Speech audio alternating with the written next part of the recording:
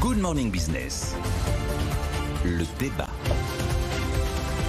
Oui, c'est le gouffre financier d'un géant chinois qui se confirme, Nicolas Dose. Oui, alors je commence par la fin, avant de raconter l'histoire un peu incroyable de ce groupe, ce promoteur immobilier. Il y a une première question qui se pose, est-ce que Evergrande, énorme conglomérat même, parce qu'ils ont considérablement diversifié leurs activités, ce qui a entraîné cette dette incroyable, la plus importante dette privée du monde, 275 milliards d'euros. Est-ce que ce groupe est too big to fail? Est-ce que c'est un sujet chinois, sino-chinois?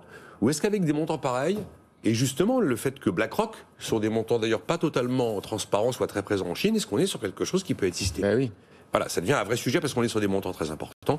Et la deuxième question, c'est est-ce que le Parti communiste chinois peut se permettre de laisser aller jusqu'à la faillite une entreprise de cette taille-là? Alors effectivement, mi-août, les dirigeants du pouvoir central convoquent Evergrande et leurs dirigeants et leur disent vous allez trouver une solution.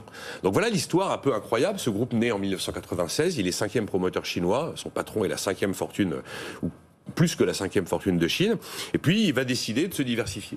Donc énorme promoteur immobilier qu'on retrouve dans les parcs de loisirs, dans l'eau minérale, dans les fournisseurs à Internet, dans le tourisme, dans les compagnies d'assurance, la voiture électrique. En 2019, volonté de concurrencer Tesla. Et aujourd'hui, Evergrande Auto, ça vaut plus que GM ou plus que Ford alors qu'ils n'ont pas vendu une voiture. Et qui faisait encore 600 millions d'euros de pertes au premier semestre. Ils ont même acheté un club de foot. Diversification à marche forcée, intégralement financée par la dette. Tout va bien, jusqu'à cette montagne de dette de 275 milliards d'euros et une crise de liquidité parce qu'il y en a 12 milliards à sortir dans les 6-12 mois et que le groupe ne les a pas. En plus, les choses se sont compliquées en 2020. Souvenez-vous, Pékin a dit aux entreprises, attention, et notamment les entreprises immobilières, 10% des emplois en Chine, un quart du PIB, le secteur immobilier. Et Pékin leur dit en 2020, méfiance sur l'endettement, on va limiter votre capacité à vous endetter en fonction de votre ratio d'endettement. Ouais. Et patatras, il y a 48 heures, et ça c'est l'actualité, c'est là où c'est un sujet qui pourrait ne pas être exclusivement un sujet chinois. Moody's décide de dégrader la note de solvabilité d'Evergrande, et hier, Fitch, à son tour, dégrade la note de solvabilité, considérant que le risque de faillite est très élevé. Risque de faillite d'un promoteur immense en Chine, avec une dette colossale, avec 200 000 emplois directs et 3,5 millions d'intérimaires dans un secteur qui pèse un quart du PIB.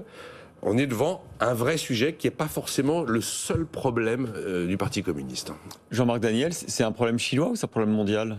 Non, je crois que dans l'immédiat, c'est surtout un problème chinois. C'est-à-dire que la croissance en Chine ralentit, malgré tout ce qu'on nous annonce dans les discours de sino-béatitude traditionnelle, la Chine va assez mal. Son modèle de croissance qui était lié à l'exportation d'une part et à l'investissement essentiellement public d'ailleurs est à bout de souffle parce que en tant qu'exportateur, elle est de plus en plus concurrencée par d'autres pays du sud-est asiatique et ces investissements publics se révèlent de moins en moins rentables. Donc le Parti communiste est en train de mettre un peu la pédale douce.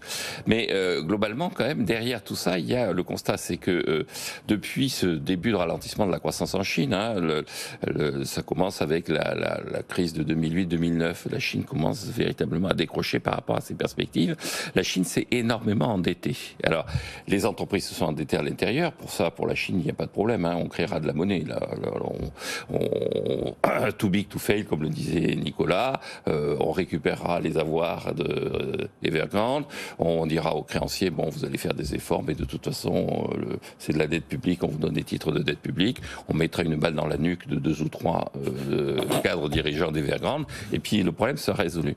Mais globalement, je pense qu'on va vers des temps difficiles parce que la Chine est endettée vis-à-vis de les Japonais, par exemple. Vis-à-vis du Japon. Le retraité japonais, et donc, il a placé dans Evergrande. Oui, absolument. Les Japonais sont très investis en Chine. Les Chinois n'hésiteront pas à faire mauvais coup aux Japonais.